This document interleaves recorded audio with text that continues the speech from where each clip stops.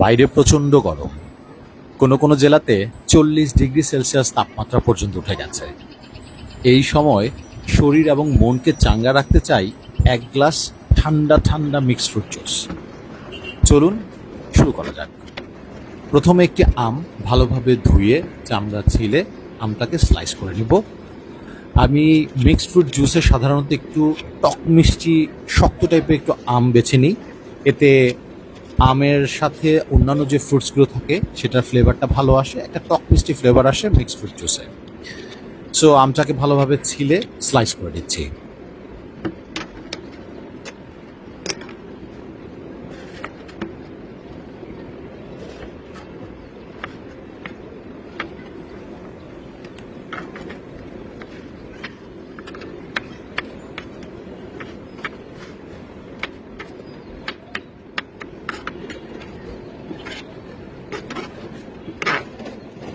So আমটা ভালোভাবে slice করে নিছি। স্লাইস করে নেওয়ার পরে বাসায় একটা পেঁপে, এক টুকরো পেঁপে রয়েছে, সেই পেঁপেটাকে আমি একটু স্লাইস করে মিক্স বলে রেখে দিচ্ছি। একটা কলা নিচ্ছি এবং কলাটাও ভালোভাবে স্লাইস করে নিচ্ছি।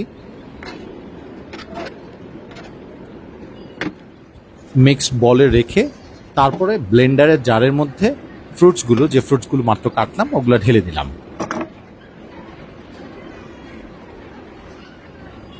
বরাবরের মতোই জুসের মধ্যে চিনির বদলে আমি একটু মধু দেওয়ার চেষ্টা করছি। সো মধু দিয়ে দিলাম পরিমাণ মতো।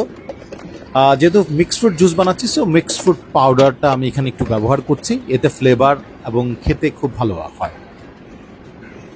পরিমাণ মতো দুধ জারের মধ্যে ভালোভাবে ঢেলে ব্লেন্ড করে নিব এবং তারপরে ঠান্ডা ঠান্ডা গ্লাসে পরিবেশন করব। আপনারা চাইলে এখানে বরফ দিয়েও পরিবেশন করতে পারেন।